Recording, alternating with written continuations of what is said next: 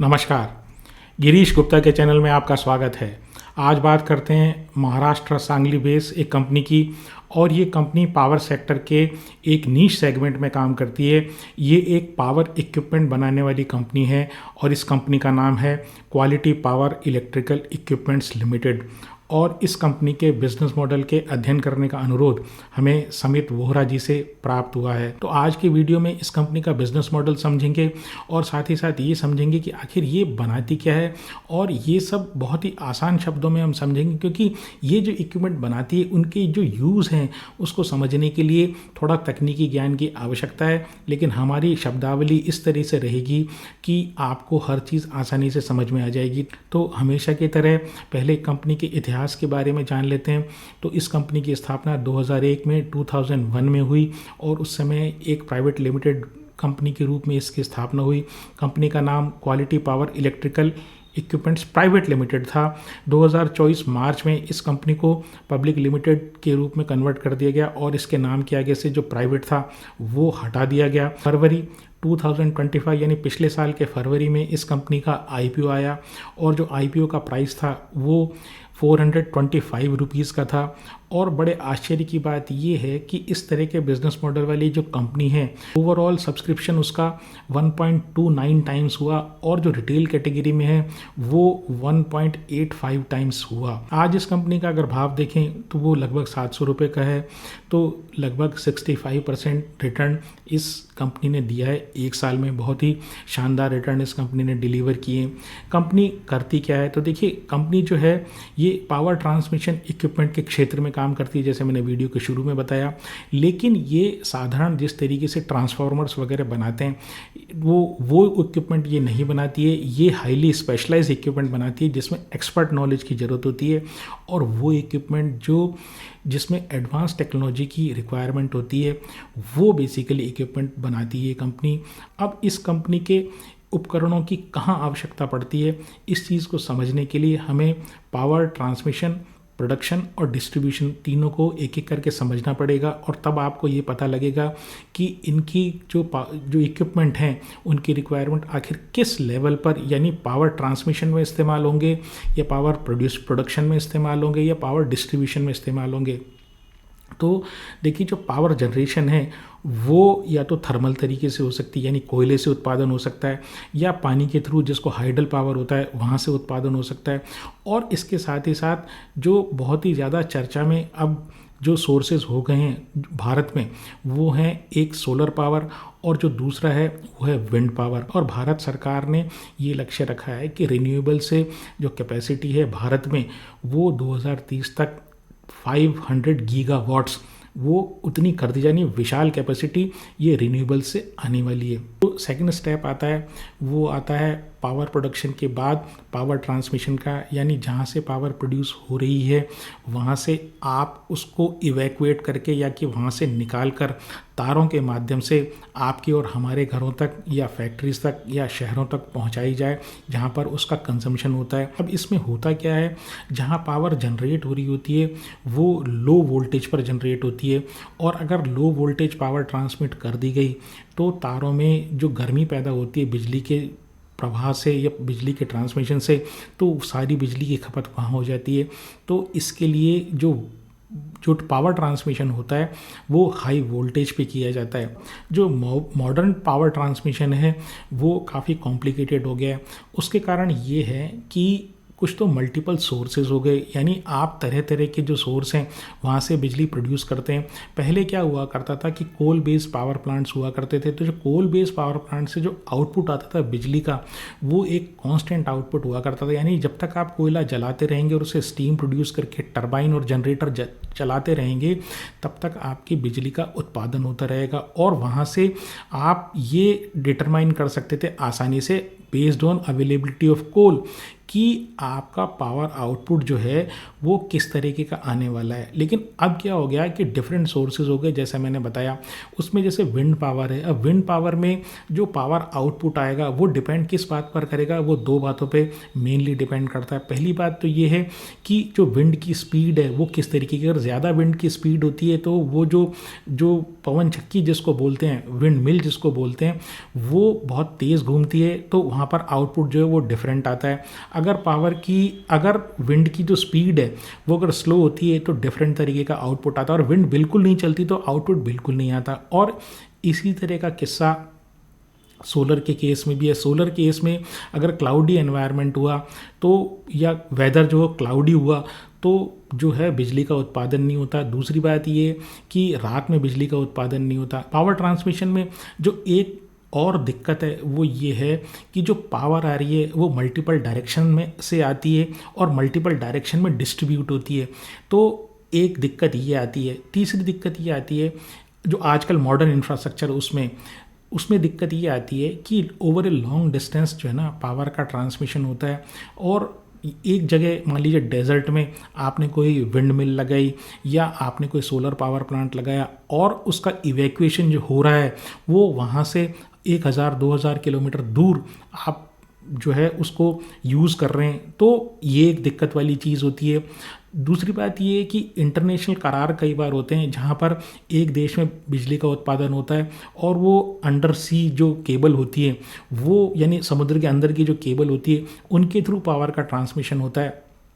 तो जब ऐसी परिस्थितियाँ आती हैं तो आपके सामने कुछ प्रॉब्लम्स पैदा होती हैं। पावर ट्रांसमिशन के इस कॉम्प्लिकेशन को अगर एक उदाहरण से समझें तो आप ये समझिए, पहले आज से 10-15-20 साल पहले जो ट्रैफिक हुआ करता था वो बड़ा स्मूथ हुआ करता था, कंजेशन कम हुआ करते थे, क्योंकि जो वाहन थे ना, जो व्हीकल थे रोड्स पे वो बहुत ही कम थे और रोड्स भी इतने सारे नहीं थे। तो अब स्थिति ये हो गई है, बहुत सारे रोड्स हो गए, इंटरकनेक्टेड रोड्स हो गए, कट्स हो गए, यू टर्न हो गए और टी पॉइंट्स हो गए, तो वहाँ से चारों तरफ से ट्रैफिक आता है। और जैसे ही ट्रैफिक चारों तरफ से आता है, साथ ही साथ जब व्हीकल बढ़ गए तो उसके कारण ट्रैफिक में कंजेशन आना शुरू हो गया, और जो सेम सिस्टम है ये इलेक्ट्रिसिटी के ट्रांसमिशन में प्रॉब्लम आने लग गई है। अब बात करते हैं लंबी दूरी पर पावर ट्रांसमिशन की। तो पहले क्या हुआ करता था कि जो पावर प्रोडक्शन हुआ करता था वो शहरों से बहुत ज़्यादा दूर नहीं हुआ करता था, और इसके कारण जो पावर का ट्रांसमिशन है वो आसान हुआ करता था। तो जो ट्रेडिशनल मेथड है जो करीब करीब 100 साल से इस्तेमाल हो रहा है, तो वो हाई वोल्टेज पे अल्टरनेटिंग करंट को एक जगह से दूसरी जगह भेजना या हाई वोल्टेज पे पावर ट्रांसमिशन हुआ करता था। तो ये जो पावर ट्रांसमिशन है ये जो स्टेप अप या स्टेप डाउन ट्रांसफार्मर्स के थ्रू होता है, और ये मेथड बड़ा ही ट्रेडिशनल और चीपर है।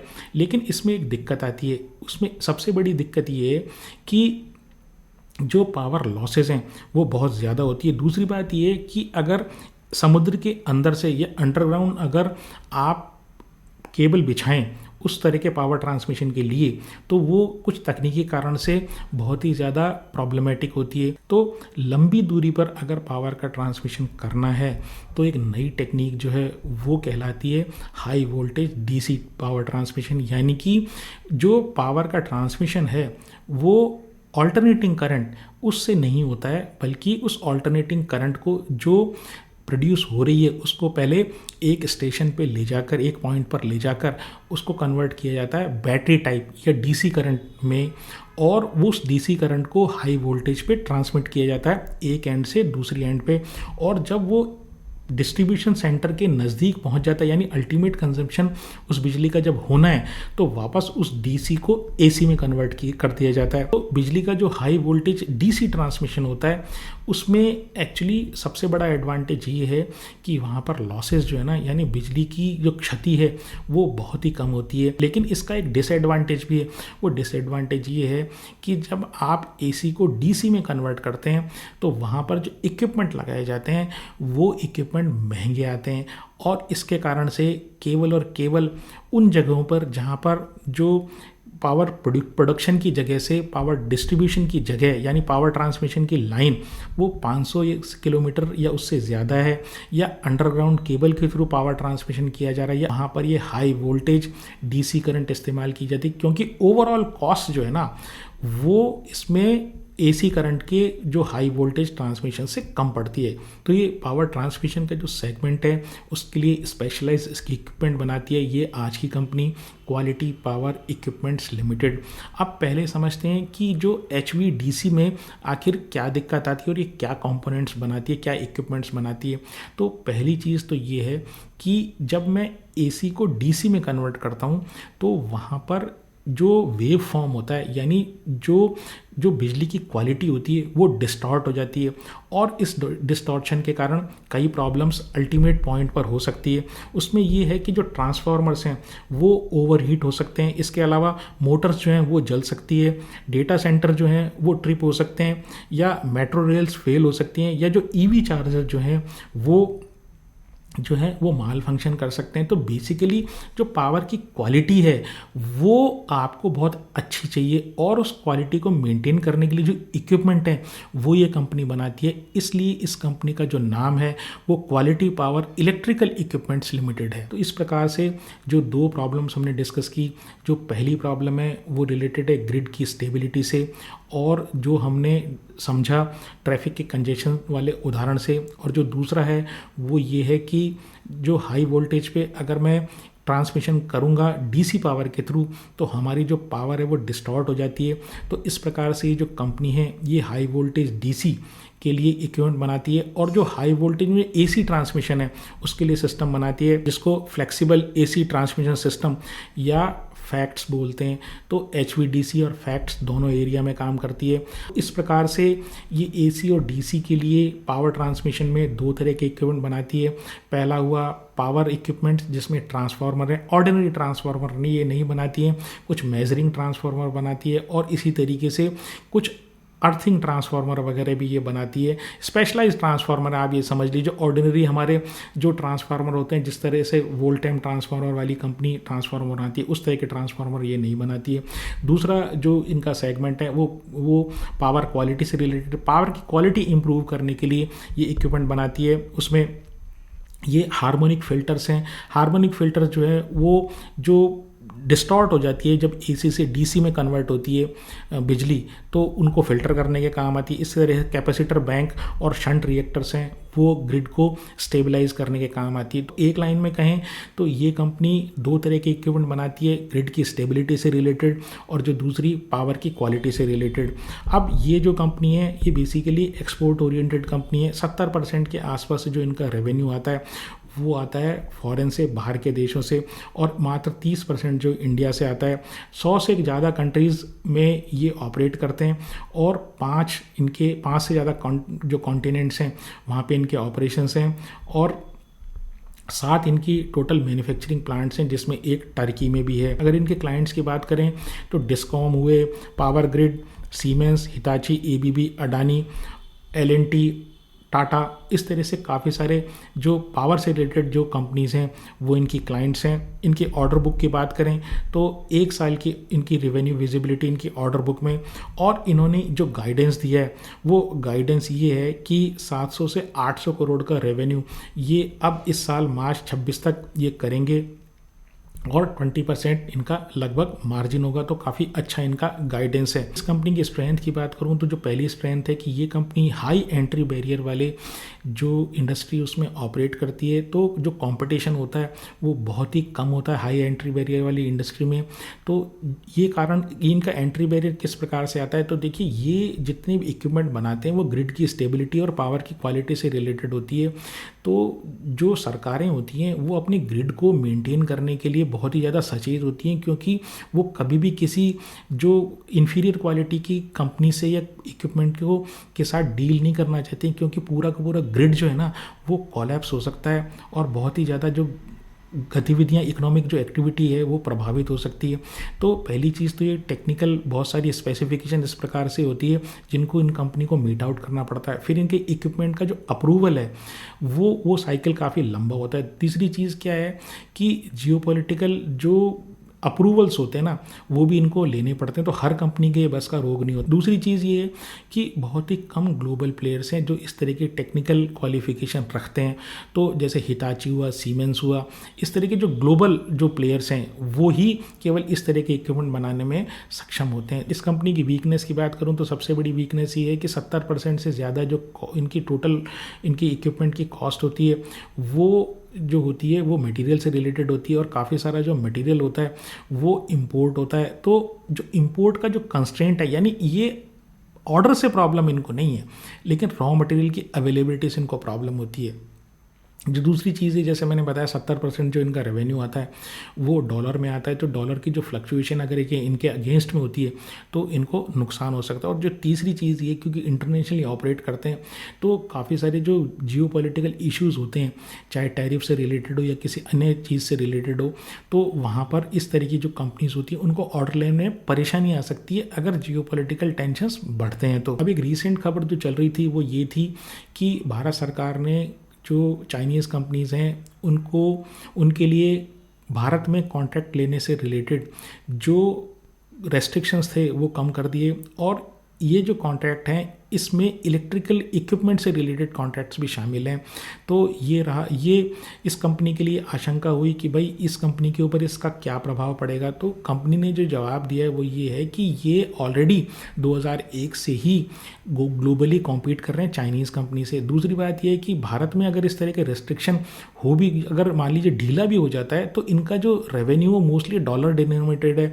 लगभग 70% रेवेन्यू जो है इनका बाहर से आता है। और तीसरी चीज़ ये है कि ये जो सेक्टर है ये हाई एंट्री बैरियर वाला सेक्टर है, जहाँ पर गवर्नमेंट के अप्रूवल और टेक्निकल स्पेसिफिकेशन और जियोपॉलिटिकल जो अप्रूवल है बहुत ही आवश्यक होता है। तो कंपनी को नहीं लगता कि इससे जो गवर्नमेंट की अभी जो पॉलिसी चेंज हुई है भारत सरकार की, उससे इनको कोई बहुत ज़्यादा फ़र्क पड़ने वाला है। मार्केट कैप की बात करूं तो एक स्मॉल कैप कंपनी है, 5460 करोड़ का इनका मार्केट कैप है। डेट टू इक्विटी जो है वो बहुत ही नेग्लिजिबल है। बहुत ही इस तरह की कंपनीज़ में अगर डेट टू इक्विटी कम होता है या नेग्लिजिबल होता है तो बहुत ही पॉजिटिव मानता हूँ मैं उसको।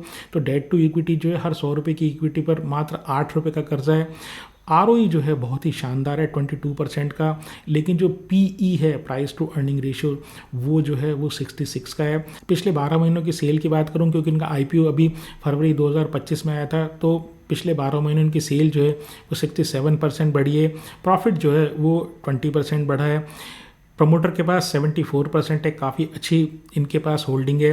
FII के पास 2% है, 2%, DII के पास 6% है, 6%, और पब्लिक के पास 18% है, 18%। तो अगर समराइज़ करूं वीडियो को तो कह सकते हैं बहुत ही शानदार कंपनी है और लंबी रेस का घोड़ा है ये टेक्निकली जिस एरिया में है वो एरिया लगातार एक्सपेंड कर रहा है, क्योंकि जो ग्रिड की रिक्वायरमेंट है वो जैसे जैसे इंडस्ट्रियलाइजेशन वर्ल्ड में बढ़ेगा, क्योंकि ये पूरे वर्ल्ड में ऑपरेट करते हैं, तो जैसे जैसे इंडस्ट्रियलाइजेशन होगा वर्ल्ड में वैसे वैसे इनके इक्विपमेंट की डिमांड बढ़ेगी। और ऑलरेडी 25-30 साल से ये ग्लोबली कॉम्पीट करके इन्होंने अपनी कॉम्पिटेंसी प्रूव भी कर दिया है। दूसरी बात ये, जो ग्रिड जो होते हैं वो एक तो नए डलते हैं क्योंकि इलेक्ट्रिसिटी की रिक्वायरमेंट हो। दूसरी चीज़ ये है कि ग्रिड की एक लाइफ होती है, तो जब ग्रिड का रिप्लेसमेंट होता है तो वहाँ पर भी इनके इक्विपमेंट की आवश्यकता पड़ेगी। लेकिन बात ये है कि एज एन इन्वेस्टर आपको इसको सही भाव पे खरीदना है, और सही भाव जो इनका आएगा, ये 66 का जो पी है, ये मेरे हिसाब से ठीक नहीं है। तो अगर कोई मार्केट वाइड करेक्शन होता है तो, और अगर इस कंपनी के फाइनेंशियल में कोई चेंजेस नहीं आते हैं, कोई ख़राब नहीं होते वो, और इनकी गाइडेंस को ये मीट करते रहते हैं या बीट करते रहते हैं, तो एक बार अपने फाइनेंशियल एडवाइज़र से अवश्य पूछें कि इसमें आपको ख़रीदना है या बेचना। मेरी इस शेयर में या किसी अन्य शेयर में हमेशा की तरह ना खरीदने ना बेचने की कोई राय है। अगर आपको मेरा प्रयास पसंद आया हो तो चैनल को सब्सक्राइब करें, वीडियो को लाइक करें और शेयर करें। आज के लिए इतना ही। नमस्कार, धन्यवाद, जय हिंद।